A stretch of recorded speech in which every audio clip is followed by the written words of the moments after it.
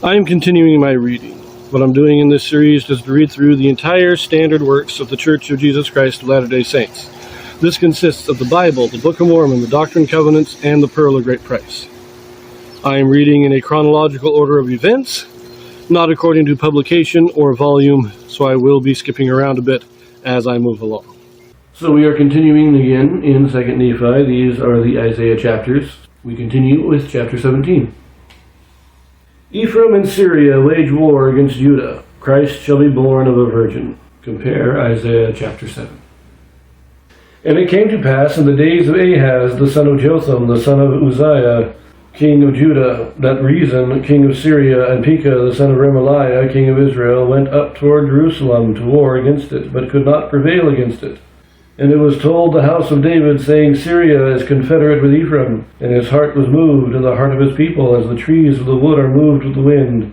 Then said the Lord unto Isaiah, Go forth now to meet Ahaz, thou and Shear-Jashub thy son, at the end of the conduit of the upper pool in the highway of the fuller's field, and say unto him, Take heed, and be quiet.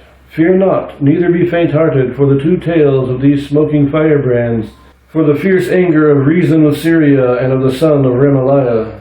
Because Syria, Ephraim, and the son of Remaliah have taken evil counsel against thee, saying, Let us go up against Judah, and vex it, and let us make a breach therein for us, and set a king in the midst of it, yea, the son of Tabeel. Thus saith the Lord God, It shall not stand, neither shall it come to pass, for the head of Syria is Damascus, and the head of Damascus Rezin. And within 65 years shall Ephraim be broken, that it be not a people. And the head of Ephraim is Samaria, and the head of Samaria is Remaliah's son. If ye will not believe, surely ye shall not be established. Moreover, the Lord spake again unto Ahaz, saying, Ask thee a sign of the Lord thy God, ask it either in the depths or in the heights above. But Ahaz said, I will not ask, neither will I tempt the Lord. And he said, Hear ye now, O house of David. Is it a small thing for you to weary men, but will ye weary my God also? Therefore the Lord himself shall give you a sign. Behold, a virgin shall conceive, and shall bear a son, and shall call his name Emmanuel. Butter and honey shall he eat, that he may know to refuse the evil and to choose the good. For before the child shall know to refuse the evil and choose the good, the land that thou abhorrest shall be forsaken of both her kings. The Lord shall bring upon thee, and upon thy people, and upon thy father's house, days that have not come from the day that Ephraim departed from Judah, the king of Assyria. And it shall come to pass in that day that the Lord shall hiss for the fly that is in the uttermost part of Egypt, and for the bee that is in the land of Assyria. And they shall come, and shall rest all of them in the desolate valleys, and in the holes of the rocks, and upon all thorns, and upon all bushes. In the same day shall the Lord shave for the razor that is hired by them beyond the river, by the king of Assyria, the head and the hair of the feet. And it shall also consume the beard. And it shall come to pass in that day, a man shall nourish a young cow and 2 sheep. And it shall come to pass, for the abundance of milk they shall give, he shall eat butter. But butter and honey shall everyone eat that is left in the land.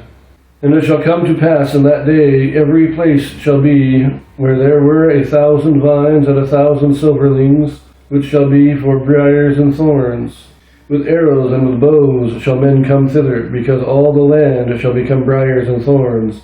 And all hills that shall be digged with the mattock, there shall not come thither the fear of briars and thorns, but it shall be for the sending forth of oxen, and the treading of lesser cattle.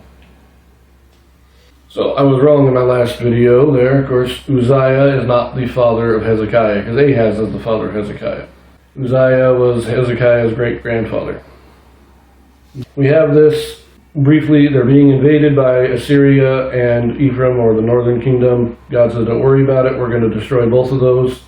And offers a sign, Ahaz refuses, and so the sign given is the birth of Christ. But the birth of Christ will not come until after both the northern and southern kingdoms are destroyed. It will not come until they are both laid waste.